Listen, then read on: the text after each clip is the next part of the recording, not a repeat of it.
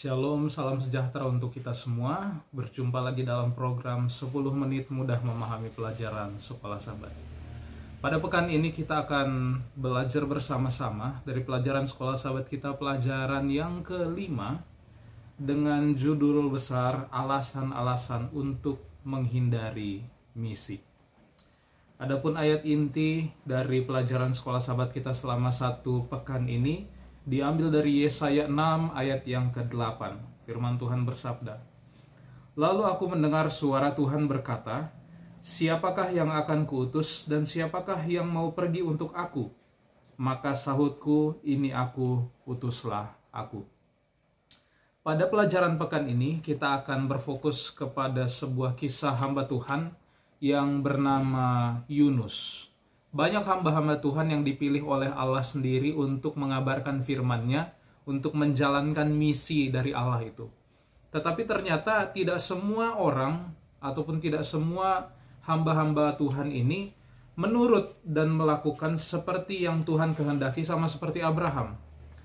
Tetapi ada beberapa orang yang punya alasan-alasan tertentu yang mereka gunakan untuk tidak menjalankan misi. Sama seperti yang sedang dilakukan oleh salah satu hamba Tuhan pada pekan ini yang akan kita bahas bersama-sama, yaitu Yunus. Kita tahu di dalam kisah Yunus pasal 1 sampai pasal yang keempat, di mana Tuhan memberikan perintah kepada Yunus untuk pergi ke Niniwe, memberikan peringatan kepada mereka di sana. Tetapi ternyata dia bukan pergi ke Niniwe, tetapi pergi ke arah yang berlawanan, yaitu ke Tarsis. Ya, waktu yang sebenarnya bisa dia gunakan untuk pergi ke Niniwe dalam jangka waktu dikatakan dalam pelajaran Sekolah Sabat kita 1 bulan, ternyata dia pakai untuk pergi ke arah yang berbeda, dan hal ini tidak seharusnya terjadi. Tapi ternyata setelah diteliti, ya, di dalam firman Tuhan kita belajar bahwa ada alasan-alasan yang Yunus gunakan untuk tidak pergi ke Niniwe. Dan inilah yang menjadi pelajaran kita pada pekan ini. Apa-apa saja alasannya? Yang pertama, pelajaran hari Minggu, alasan yang pertama ialah ketakutan. Kalau kita baca di dalam Nahum pasal yang pertama, ayat yang pertama, kita akan mengenal bagaimana kira-kira pandangan orang terhadap kota Niniwe ini. Di dalam Nahum 1 ayat 1, saya simpulkan bahwa Niniwe ini adalah kota penumpah darah. Artinya saking kejamnya orang yang ada di sana membuat orang mencap bahwa Niniwe ini adalah kota penumpah darah. Bahkan kalau kita belajar dari sejarah bangsa Israel dalam 2 Raja-Raja pasal yang ke-17, di mana Raja Asyur, ya, mereka menyerang Samaria dan bahkan menawan beberapa orang Israel ke tempat pembuangan. Jadi dari segi sejarah, Niniwe ini dikenal sebagai kota pusat tindak pidana dan kejahatan. Ya, dan pelajaran Sekolah Sabat kita juga mengatakan seperti itu. Dan di dalam Nahum sendiri, penulis menuliskan dan membandingkan bahwa orang Niniwe ini adalah sama seperti singa. Artinya memang saking buasnya mereka, saking kejamnya mereka, digambarkan sampai seperti seekor singa. Ya, jadi orang-orang di Niniwe dan juga orang-orang di Asyur, Niniwe ini adalah ibu kota Asyur. Orang-orang di Asyur itu terkenal sebagai orang-orang yang kejam karena mereka tidak segan-segan untuk membunuh siapa saja yang bertentangan dengan mereka. Dapat kita bayangkan bagaimana Yunus ketika dia diberikan perintah oleh Tuhan untuk pergi ke sana dan harus menegur mereka berkhotbah di sana. Ya, kalau kita pun menjadi seperti Yunus, mungkin perasaan yang sama akan kita rasakan juga. Kita takut. Kita bayangkan saja kalau seandainya kita harus pergi ke tempat-tempat yang penuh dengan orang-orang yang kejam, orang-orang pembunuh dan lain sebagainya. Tentu perasaan takut itu ada. Tetapi tidak itu yang diharapkan oleh Tuhan, sebab Tuhan selalu menyertai. Tetapi yang menjadi masalah ialah Yunus tidak mengizinkan Tuhan mengendalikan hidupnya, melainkan ketakutanlah yang mengendalikannya. Nah, alasan yang kedua ialah ada berbagai pandangan yang salah yang kita miliki.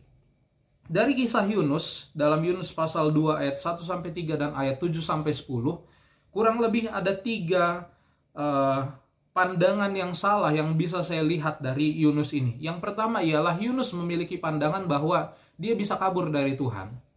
Dari cerita bagaimana dia diberikan perintah ke Niniwe, tetapi ternyata dia pergi ke Tarsis dengan harapan ataupun dengan angan-angan bahwa dia bisa lari dan dia bisa sembunyi dari Tuhan. Tetapi ternyata setelah dia pergi ke Tarsis pun, di tengah jalan ketika dia menaiki kapal, Tuhan mendatangi dia dan memberitahukan kepada dia bahwa Tuhan itu berkuasa bahkan dimanapun berada. Itu pandangan yang salah yang pertama yang dimiliki oleh Yunus. Yang kedua ialah, di dalam pelajaran sekolah sahabat kita mengatakan, kita bisa salah mengerti tentang bahwa Allah itu hanya menginginkan kita sendiri yang selamat. Ya, dan banyak orang memiliki pandangan seperti ini, bahkan orang-orang Israel sekalipun.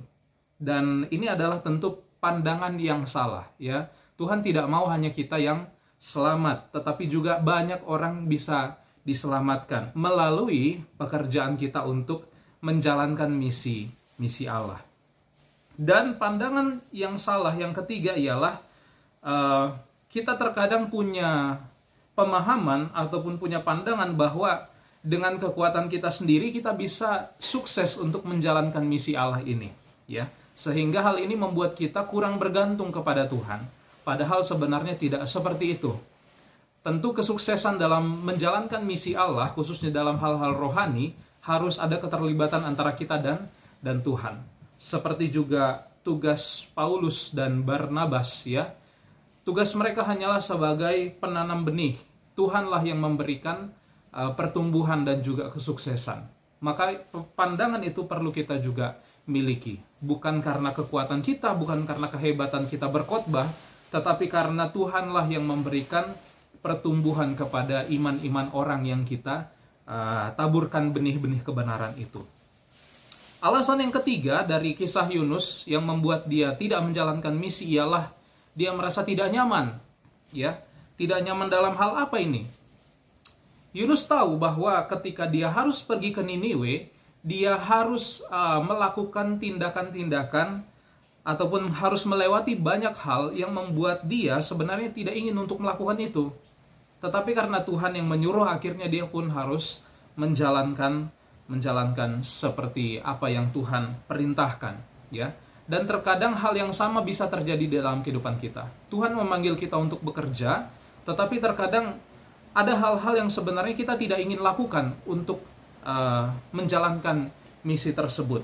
Seperti contohnya di dalam pelajaran sekolah sahabat kita, Tuhan membutuhkan orang-orang yang rendah hati dalam hal apa?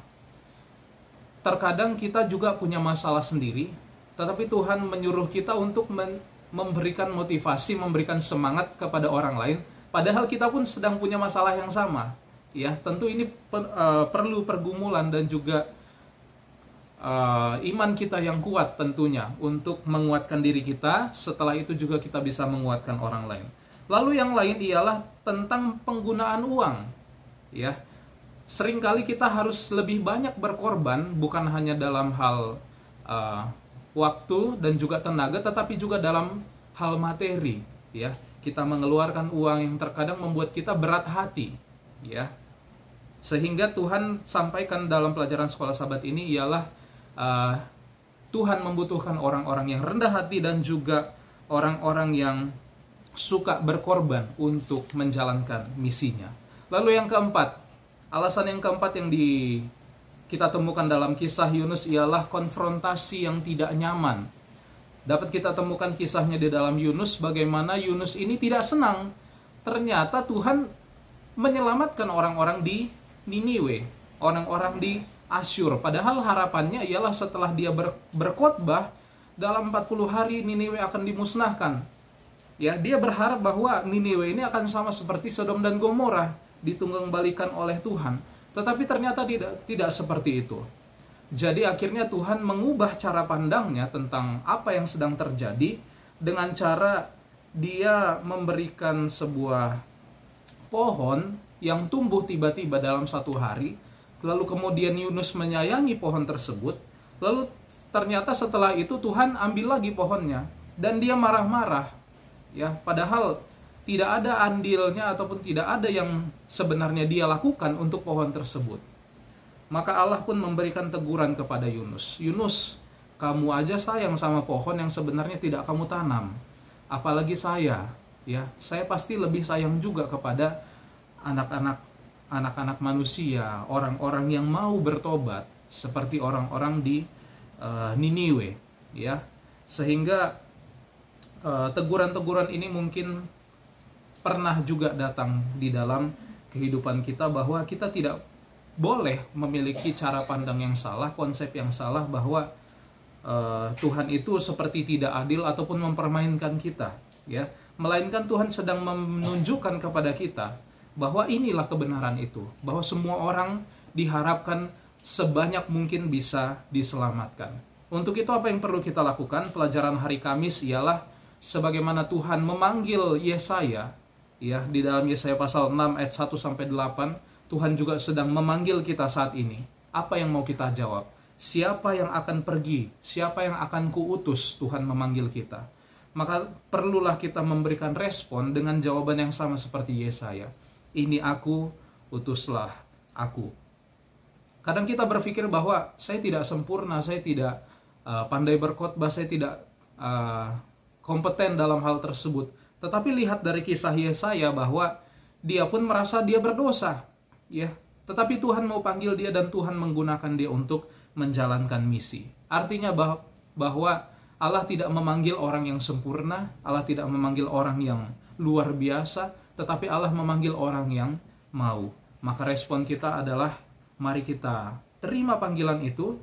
Kita hilangkanlah alasan-alasan untuk menghindari misi ini, ataupun ada mungkin alasan-alasan yang lain, melainkan jawab dengan tegas dan juga dengan rela hati, Tuhan ini aku dan utuslah aku. Semoga pelajaran pada pekan ini boleh membantu kita lebih memahami tentang bagaimana kita boleh menjalankan misi Allah di dalam kehidupan kita. Tuhan Yesus memberkati kita semua. Amin.